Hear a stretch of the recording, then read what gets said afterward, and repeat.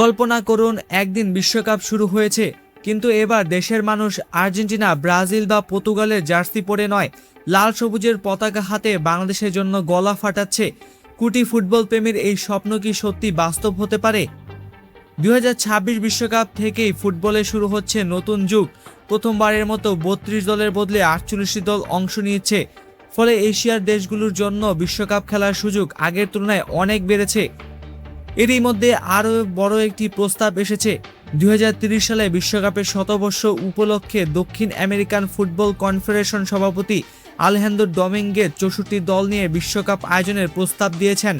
যদি ফিফা এই প্রস্তাব অনুমোদন করে, তাহলে এটি হবে ইতিহাসের সবচেয়ে বড় বিশ্বকাপ। 64 দলের বিশ্বকাপ হলে এশিয়ার কোটা আরও বাড়তে পারে, আর সেটাই বাংলাদেশের মতো উন্নয়নশীল ফুটবল দেশের জন্য নতুন সম্ভাবনা দরজা খুলে দিতে পারে। যদিও এখনও এই প্রস্তাব চূড়ান্ত হয়নি, তবুও বিষয়টি গুরুত্বের সঙ্গে বিবেচনা করছে ফিফা। বাংলাদেশ ফুটবলের পরিবর্তনের চেষ্টা চলছে। বয়সভিত্তিক দল, অবকাঠামো উন্নয়ন, প্রবাসী ফুটবলারদের অন্তর্ভুক্তি এবং দীর্ঘমেয়াদী পরিকল্পনা নিয়ে কাজ করছে বাংলাদেশ ফুটবল ফেডারেশন।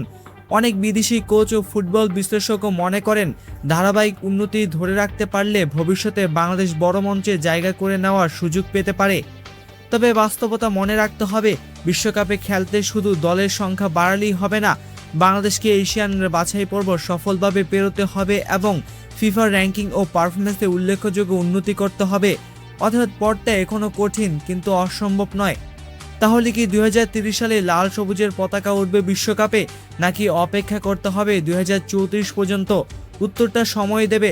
তবে একটি বিষয় নিশ্চিত, স্বপ্ন দেখা বন্ধ করা যাবে না, কারণ বড় স্বপ্নই একদিন বড় অর্জনের পথ তৈরি করে।